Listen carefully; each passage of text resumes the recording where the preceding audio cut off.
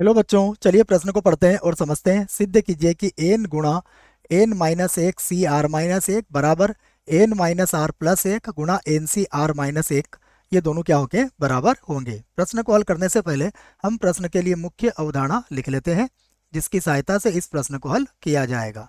मुख्य अवधारणा में हम एन सी आर का एक सूत्र लिखेंगे, जिसकी सहायता से हम इस प्रश्न को हल करेंगे। देखिए सूत्र क्या होगा, मैं यहाँ लिख देता हूँ।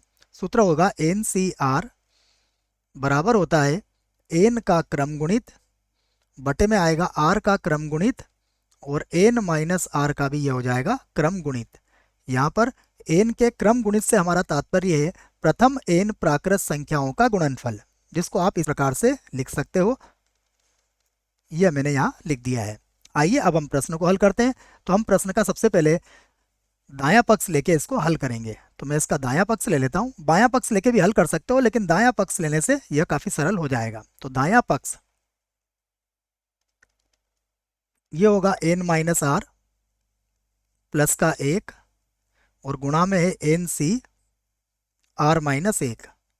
तो बराबर देखिएगा, ये होगा एन माइनस आर प्लस एक, उसके बाद गुणा में यहाँ पर अगर हम यहाँ पर सूत्र लगाएंगे तो ये होगा एन का क्रम गुणित बटे में होगा आर माइनस एक का क्रम गुणित और उसके बाद हो जाएगा एन माइनस का आर और प्लस का एक हो जाएगा और इसका भी क्या हो जाएगा, ये क्रम गुणित।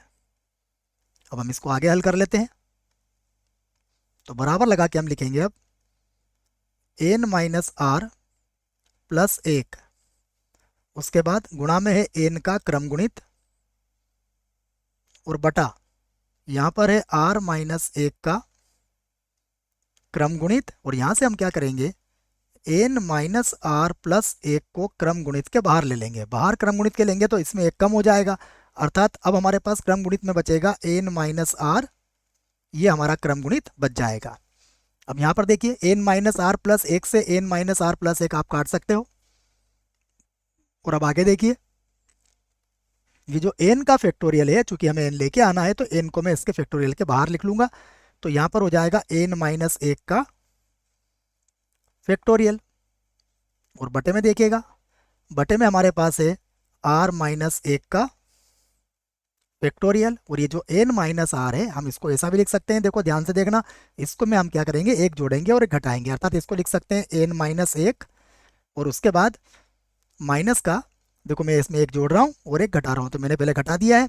फिर समझिएगा ये मेरे पास एन माइनस एक हुआ और माइनस ये हो जाएगा आर माइनस एक। ऐसा क्यों लिखा, यह केवल आपको समझाने के लिए लिखा है बच्चों, ध्यान से देखना। यहाँ पर जो सूत्र लगाने वाले हैं हम, उस सूत्र की सहायता से ये क्या बन जाएगा, एन माइनस एक सी आर माइनस एक के बराबर हो जाएगा। इसको ध्यान से देखो आप। तो ये हमारा किसके बराबर हो जाएगा, मैं इसी के बराबर क्या लिख सकता हूँ, इसके बराबर में लिख सकता हूँ एन गुणा ये हो जाएगा एन माइनस एक और सी आर माइनस एक हो जाएगा।